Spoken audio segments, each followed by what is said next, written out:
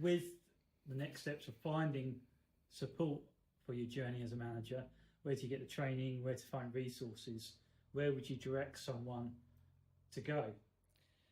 So support for me is really important, because coming on this journey, we've already said that it's really difficult. And so the more support you can get, the better. And I'm thinking of doing a training. You will meet colleagues on your programs who are going through the same journey with you.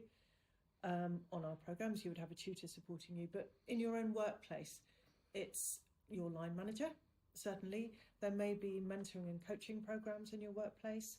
Mentors particularly, and that doesn't have to be a formal thing. It could be somebody that you see in your organisation who agrees to meet with you on a monthly basis, and then you can go and just explain what you have tried this month, what has worked well, what hasn't worked well, and they can give you the benefit of their advice. And the feedback we talked about from your team, there's so much, and it's crucial, because thinking you're doing this on your own is not going to get the best of you. And I think as well, it's also, again, friends and family. Helping them understand, actually, I'm taking on something different. I want to learn. So help them to encourage you to develop and sort of help you go along the way. So if they start to see changes in your behaviour, again, get them to give you feedback. I mean, most wives and husbands don't have an issue with that. But just your broader family, particularly if you're embarking on something that's a considerable change for you. You know, you are going to change as a person just by doing it. But one of the things I can remember from embarking on sort of first journey as a manager is looking at those that inspired me. Who were the people that made me want to do this job? Who were the people that perhaps gave me the opportunities to develop, and try to emulate them? Equally, look at the ones who, you know, you perhaps didn't admire quite so much, and say, I'm not going to be that person.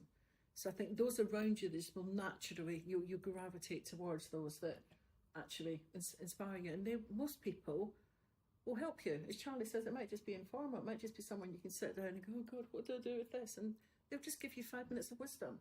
And you can go away and you can apply it or you can not. But just someone who's been there, done that, I think is probably the most powerful thing. And will just help you make your mistakes and learn from them. And watching people who do it well. So I always talk about that a lot, particularly with emotional intelligence, but it doesn't need to be that. It can be anything. When you see somebody doing something well, just what is it that they're doing? How are they talking to people? How are they listening? How are they communicating? Going back to the first thing. What is it that they're doing?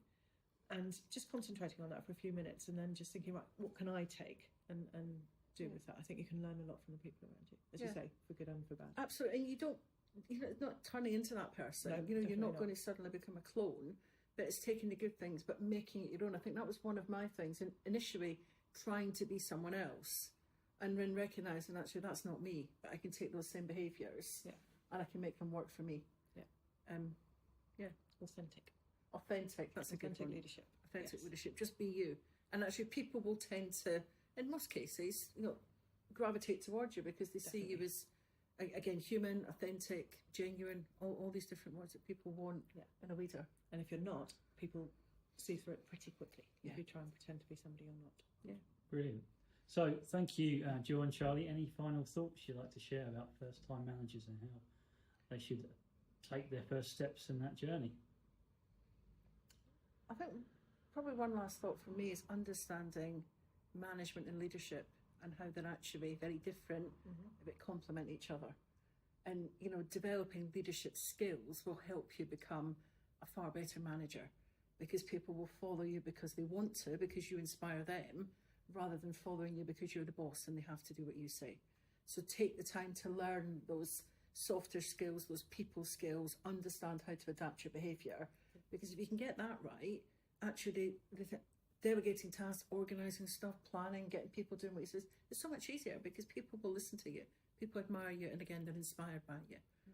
That's really key. That's often the first thing we cover, isn't it? What is management? What is leadership? And getting people to understand how they fit together. And some people will be, back to your natural question, naturally good at one or naturally good at the other, and it's, therefore, what do you need to learn? I think it's also starting from where you are, what you're already good at and comfortable with, and being prepared to work on that and develop that. And it's not going to all happen overnight, as you say. It's not. But going back to my first point, if you want to do it, people will say, they're just a natural leader. Well, it might come across that way, but they still had to learn. So actually, if you want to do it and you want to be a good manager, you'll get a fair way down that journey. If you don't want to do it, then you probably won't ever be any good at it because it's not something you value. So that's probably the first question: is, do you really want to do this? Because it's not easy. No, no, it's not.